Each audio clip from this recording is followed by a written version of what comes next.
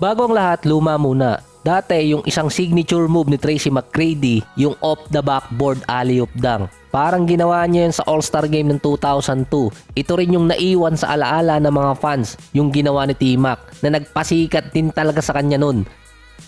So parang dalawang version yun eh. Yung isa ipapasa or patatalbogin ng kakampi sa backboard saka sasaluhin at idadank ng isang player pa. Yung isa naman, mismong player ang magbabato sa backboard saka siya gagawa ng dunk. Ito yung kay Tracy McGrady.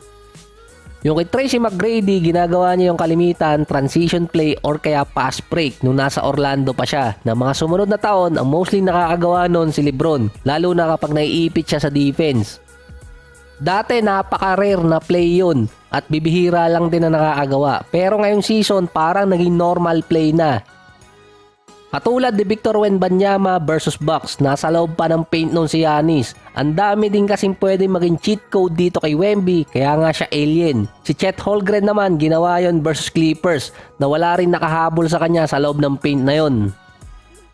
Kay Anthony Edwards naman versus dito sa Memphis, yun talaga yung isa sa best play na ginawa niya. 5 players kasi yung nasa loob ng paint, pero meron kayong mapapansin doon. Sa 5 players na yon, nung binato ni Edwards, lahat ng players tumingin agad sa taas. Hindi binantayan si Anthony Edwards kaya nasalo niya yung bola sa taas din at idinank niya. Kay Joel Embiid naman versus dito sa Orlando Magic, yung play ni Embiid galing pa yon sa half-court setup na kahit yung kay Edwards at kay Holmgren. Sabi nga ni Embiid na challenge siya sa ginawa ni Anthony Edwards sa game nila versus Memphis. Ayon naman kay Ant-Man nun, wala kasi siyang mapasahan at nag-struggle pa siya nung first half.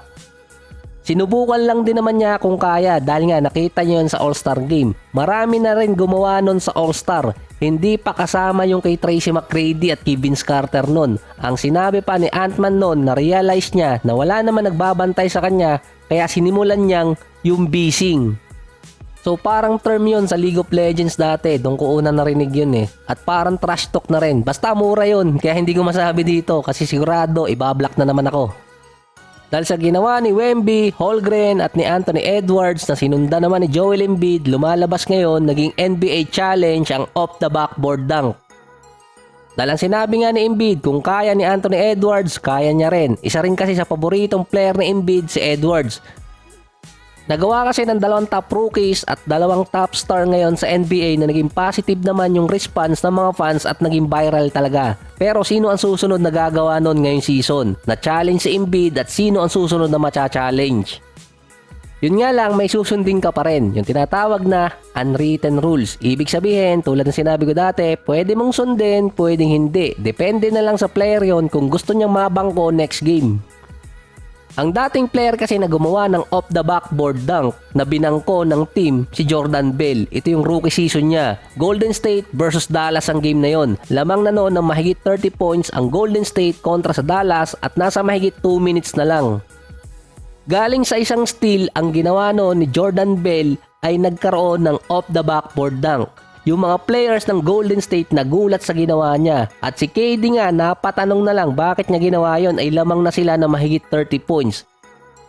Nung nag-timeout, sinabihan ni KD itong si Jordan Bell na mag-ingat sa Dallas sa next 2 play dahil may 2 minuto pang natitira. Unwritten rules kasi yon. Pwedeng bigyan din ng kabilang team ito si Jordan Bell dahil parang hindi maganda yung kanilabasan nun para sa kanila. Pinagsabihan din ni Coach Steve Kerr si Jordan Bell na wag gagawin yon kapag lamang sila ng malaki at papatapos na yung game. Kasi nga hindi yon All-Star Game. Si Draymond Green, sinuportahan naman yung ginawa ni Jordan Bell kasi hindi naman talaga bawal yun sa game. At rookie pa naman nun si Jordan Bell. Ang ginawa naman ni Coach Steve Kerr nung post-game interview, nagpaliwanag ng ilang beses sa media at sa Dallas na rin. Humingi pa siya ng apology kay Coach Rick Carlisle at hindi siya pinansin nun. Tumagal din ang balita na yon at yung ibang tao pa nga sa NBA circle sinabing dapat ang ganong play gawin ng unsportsmanlike conduct. After nun, ng game versus naman sa Raptors, ito yung sumunod na game after Dallas, 2 games ding ibinangko muna ng Golden State itong si Jordan Bell dahil mainit pa sa media.